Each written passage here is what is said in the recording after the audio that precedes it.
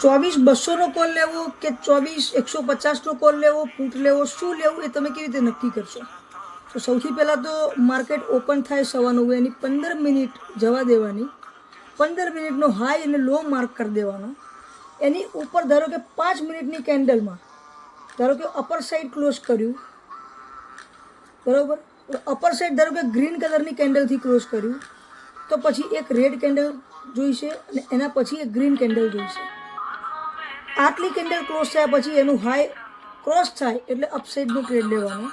અપસાઇડમાં ધારો કે 24-200 ચાલે છે અને એની ઉપર 24-150 આવ્યો, એની નીચે 24-250 આવ્યો, 24-250 લેવો કે 24-200 લેવો કે 24-150 લેવો? આને કહેવાય એટીએમ, આને કહેવાય ITM, out the money.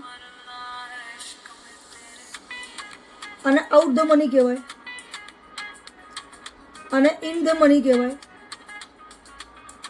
ITM,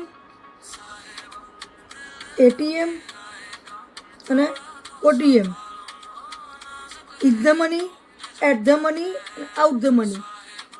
in the money એટલે એવું કે ભાઈ 200 ચાલે છે, 200, તો આ 150 પછીનું 200 છે.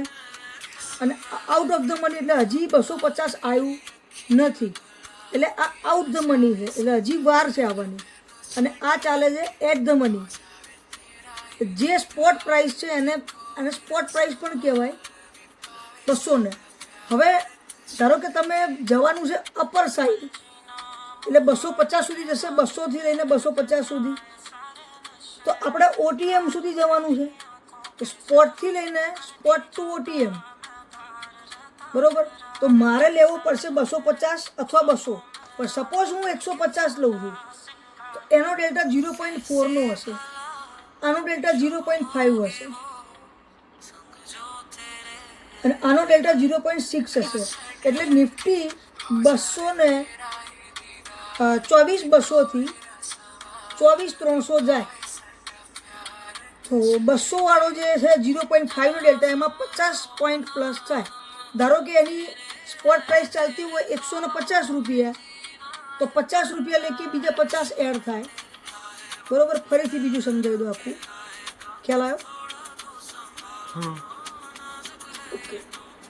પ્રાઇસ ઉપર 0.5નો ડેલ્ટા જોયો, 24-250 ઉપર 0.6નો ડેલ્ટા જોયો, આ ડેલ્ટા. અને 24-150 ઉપર 0.4નો ડેલ્ટા જોયો. 0.4 એટલે 40, 0.5 એટલે 50, 0.6 એટલે 60. ધારો કે આવું નવું આગળ જોઈએ એટલે 0.7 હશે, 0.8 હશે, આ હશે 70 અને 80ની પ્રાઇસ. હવે નિફ્ટી જ્યારે 100 પોઈન્ટની મુવમેન્ટ આપે એટલે ડેલ્ટા વાઇઝ એટલી પોઈન્ટની મુવમેન્ટ આપણને મળે. ધારો કે મેં 150નો લીધો હશે તો નિફ્ટી 24-200થી 24-300 ગઈ, તો 24-200નો ડેલ્ટા હશે. આ 150ની પ્રાઇસ હશે ધારો કે પ્રીમિયમ ચાર્ટ ઉપર, તો એમાં 50 રૂપિયા પ્લસ થશે.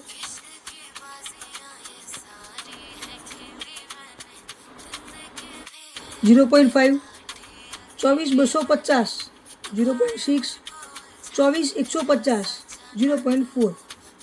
હવે 24-200થી નિફ્ટી ગઈ 24-300, 100 પોઈન્ટ નિફ્ટી પ્લસ થઈ 24-300 ગઈ, તો આ જે 0.4નો ડેલ્ટા હતો એના 40 પોઈન્ટ વધ્યા, 0.5નો હતો એના 50 પોઈન્ટ વધ્યા, 0.6 હતો એના 60 પોઈન્ટ વધ્યા. પણ ધારો કે 24-200ના પ્રીમિયમ ચાર્ટ ઉપર 150 રૂપિયા પ્રાઇસ હતી, 24-150ની 100 રૂપિયા પ્રાઇસ હતી અને 24-250ની 170 રૂપિયા પ્રાઇસ હતી. આમાં 40 રૂપિયા વધ્યા, આમાં 50 રૂપિયા વધ્યા અને આમાં 60 રૂપિયા વધ્યા. આ જે કિંમત વધી એ નિફ્ટીના 100 પોઈન્ટ પ્રમાણે વધી. હવે ધારો કે અત્યારે ચાલે છે કે નિફ્ટી 24-200ની ચાલે છે ટીલ ડેટ.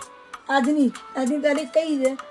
8 તારીખ ને 6મો મહિનો, સોરી 5મો મહિનો.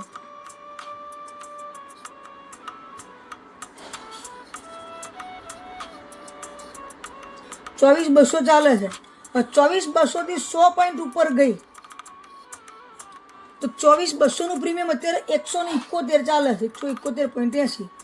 24,200નું 0.5નો ડેલ્ટા હોય એટલે આમાં સીધી લીટીમાં 50 પોઈન્ટ વધી જાય, એટલે 70 ને 5 120, 220 થાય, એટલે 220 થી 250નો રેશિયો થઈ જાય.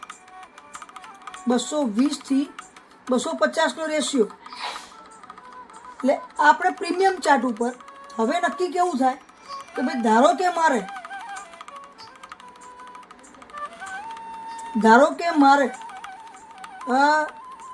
170નું પ્રીમિયમ ચાલે છે, મેં ટ્રેડ લીધો 0.5માં એટીએમ ઉપર એટ ધ મની ઉપર.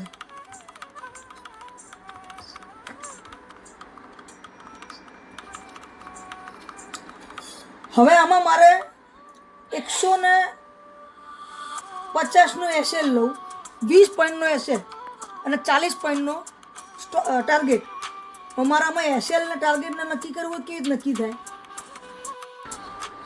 ટ્રેડ લીધો, નિફ્ટીમાં મારે ટ્રેડ લેવો છે, એમાં મારે 20 પોઈન્ટનો એસએલ,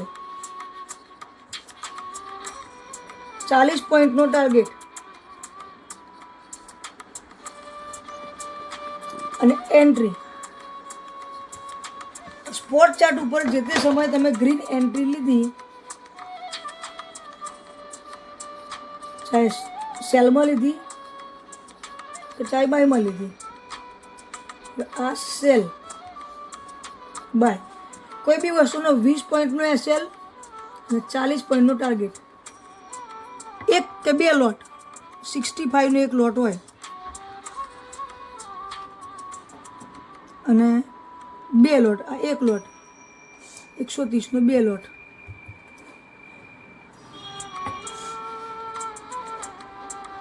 ₹170 સ્પોટ ચાર્ટ હોય, એમાં આપણે 50 થી 60 પોઈન્ટનો ટાર્ગેટ હોય, 40 પોઈન્ટનો ગણો. 170માં 40 થાય એટલે કેટલા થાય? 210. એટલે પ્રીમિયમ ચાર્ટ ઉપર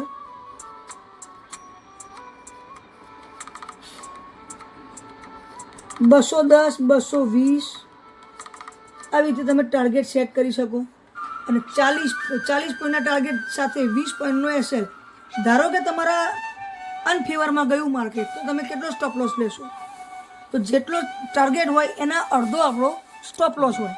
ધારો કે 50 પોઈન્ટનો ટાર્ગેટ છે, તમને એમ હોય કે ભાઈ ના મારે 20 પોઈન્ટનો સ્ટોપ લોસ લેવો છે, તમે લઈ શકો, પણ અડધો સ્ટોપ લોસ હોય, 1:2નો રેશિયો થાય, 1:2. એ જાય તો ₹1 જાય અને આવે તો ₹2 આવે. તો ધારો કે તમારી મૂડી, ધારો કે તમે એવું વિચાર કે મારી પાસે 20,000ની કેપિટલ છે, ખાલી છે, હવે મારે નિફ્ટીમાં ટ્રેડ લેવો છે, મારે કોઈ જાતનો નો લોસ ટ્રેડિંગ કરવું છે, તો તમે સ્કેલ્પ કરી શકો છો. સ્કેલ્પ 5 અથવા 10 પોઈન્ટનો સ્ટોપ લોસ અને 10 થી 20 પોઈન્ટનો ટાર્ગેટ. હવે 20,000ની કેપિટલથી હું 3 લોટ સાથે 195 થયું. હવે 10 થી 5 પોઈન્ટનો હું એસએલ રાખું છું અને 20 પોઈન્ટનો ટાર્ગેટ રાખું છું. તો ધારો કે 20 પોઈન્ટ સાથે હું લઉં, ₹100નો ટ્રેડ છે, બરોબર, અને 20 થાય એટલે 120 થઈ જાય, અને 195 મલ્ટિપલ 3 થાય, 195 મલ્ટિપલ 3. કશું જ કર્યા વગર 585નો તમારો ટાર્ગેટ થઈ જાય.